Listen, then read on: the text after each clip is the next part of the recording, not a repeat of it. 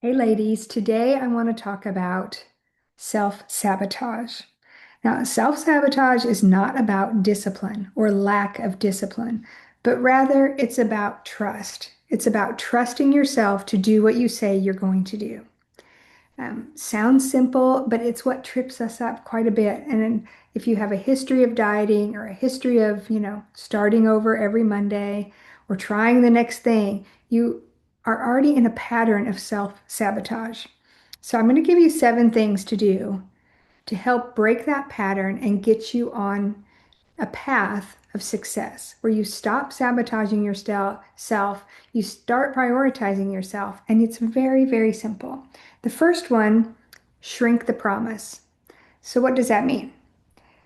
Whatever it is you're going to promise yourself that you're going to do, make it so small that even on your worst days, you can still accomplish that promise.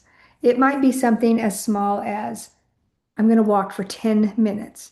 It doesn't even have to be 10 consecutive minutes, 10 minutes. So even on your worst day, you can clock 10 minutes of time walking and moving your body.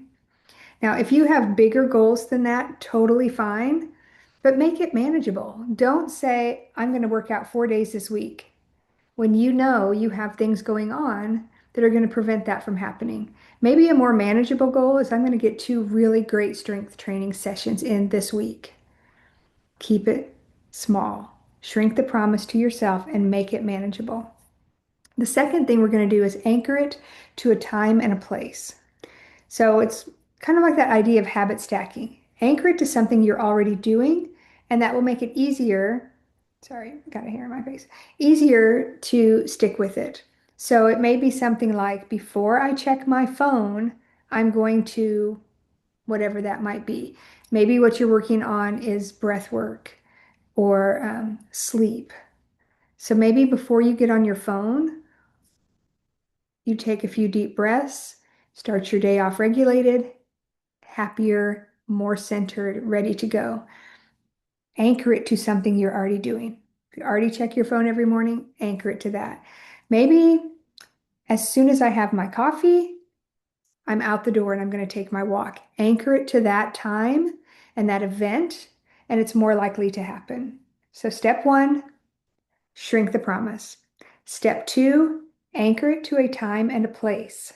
Step three, say your boundaries out loud. This is a big one for people in our stage of life. You may still have kids at home. You may be helping with aging parents. You may be helping with grandchildren. You may be doing all of the above. You may be the one everybody calls when they need help because you drop what you're doing to help them. You need some boundaries. You can't show up for other people as your best self if you're not taking care of yourself. So it's not selfish. It's not lazy. It's not any of those things that we've kind of been led to believe over the years. It's really just good practice. And the older you get, the more you're going to realize how important it is to take care of you so that you can take care of others. So let me give you a script. Um, Somebody calls and they need help doing something first thing in the morning. It's okay to say something like, I take my walk at 7, but after that, I'm all yours. Set the boundary, be concrete, don't feel any shame or guilt over it. Take care of yourself, and you will be more energized and ready to help someone else. The next one is hard for people to do. Um, for some reason, we keep our word to everyone else we have commitments to except ourselves. So, one way to do that, put it on your calendar, just like it's an appointment, because it is. It's an appointment for you to take care of you.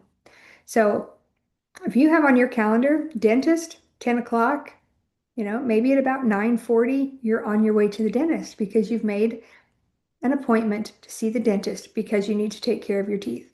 Now, you need to take care of your body in all different ways.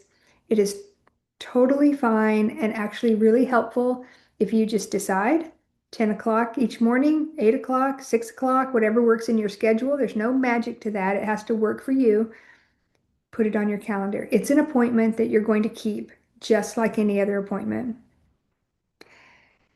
The next one, number 5, decide once and do it. So, tired you does not get a vote. On Sunday evening, if you decide tomorrow morning at X amount of X time, I'm going to get up and do something, you've already decided that's what you're going to do. And tired you on Monday morning doesn't get to negotiate that. You've already decided. You've decided it, you're going to do it. Now, let's look at what if you mess up? What if tired you wins out? What if tired you is like, we're not doing that today, I win? Okay, don't let that mean anything. It doesn't mean you blew it. It doesn't mean you have to start over the next Monday. If it's Sunday and you've made a plan and Monday morning you don't do what you planned, you know what? There's Tuesday. Just do it on Tuesday. No starting over on Monday. No tying a bunch of shame and guilt to that missed event that you were going to do. Just the next time, do it. It's really that simple. The more we wrap up emotion around it, the more we get into this shame and guilt cycle that we don't want to be a part of. So when you miss it, it doesn't mean anything. It's not about, failure. It's about an event, and you just keep going. Now, number 7, keep score of what you kept. What does this mean? It means celebrate the wins. The more you follow through on what you're going to do based on what you've told yourself and what you've promised yourself, the easier it is to keep those promises.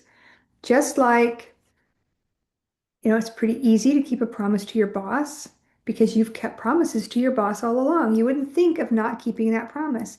And the more you keep promises to yourself, the more you're going to continue to keep those promises. And it's not going to seem like this difficult task or like it's selfish or like whatever it is, the narrative you play in your mind, it's not.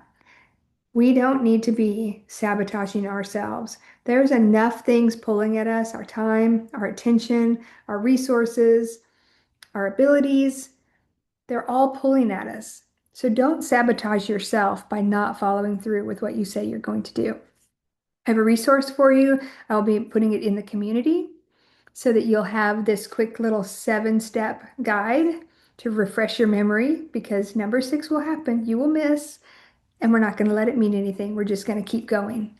So keep it simple, anchor it to a time and a place, set boundaries, put it on your calendar like it's an appointment because it is. Decide once, tired you doesn't get a vote. When you miss, doesn't mean anything, and celebrate your wins. Because when we celebrate, there's actually an internal thing that happens that motivates us to keep doing it. And we don't do things because we're motivated. We do actions which then motivates us. So no more self-sabotage. We're going to hit the ground running. We're going to set ourselves up for success. So the community is a great place to post that. Remember, we're here to encourage each other, to share our wins. And it's not bragging for you to put on the community that I said I was going to do this and I did it. That is so encouraging to everyone else in the group, and it will bolster your own ability to keep keeping your word to yourself. So no more self-sabotage. You've got this.